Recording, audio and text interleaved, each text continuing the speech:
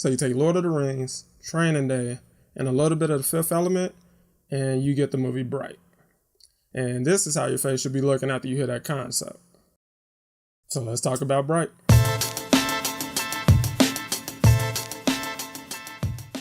Now, if you're new to the channel, make sure you subscribe so you can catch new videos every week. Also, you can follow me over on Instagram and Twitter at 2coolreviews, where you can get updates on all my future videos. Bright is directed by David Ayer, and it comes from the mind of this guy.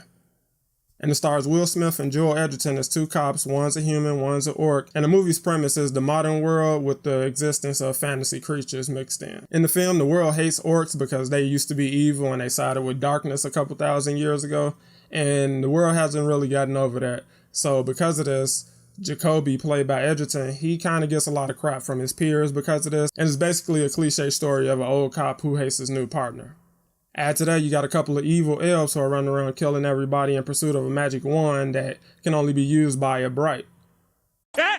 He said it! Now, when I first heard about this film, I really wasn't all that interested in it. I assumed it was a good concept that would be lazily executed, and in some ways I was wrong, and in some ways I was right. Now, to get into what worked for the film, I felt Will Smith and Joel Edgerton were both really good here.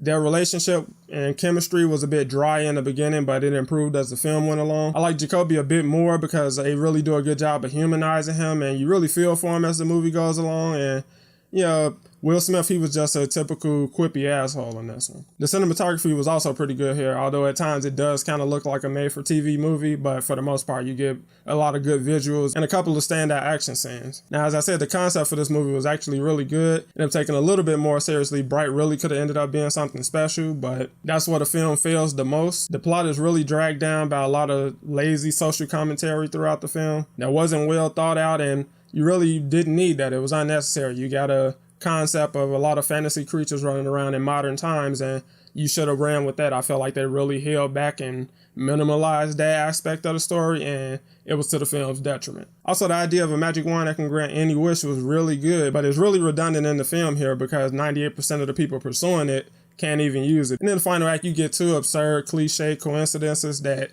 if you're a fan of Training Day, you'll know one of them immediately, and those really hurt the film for me too. Like, I felt like the writing just kind of got lazier and lazier as it went along, and it really held the film back. In the end, Bright is far from the worst movie, but lazy writing made it a generic cop story with a cool concept that was poorly executed. And with that said, I'm going to give Bright a 5 out of 10. As always, let me know what you guys thought down in the comments. Thanks for watching, guys, and I'll see you in the next one.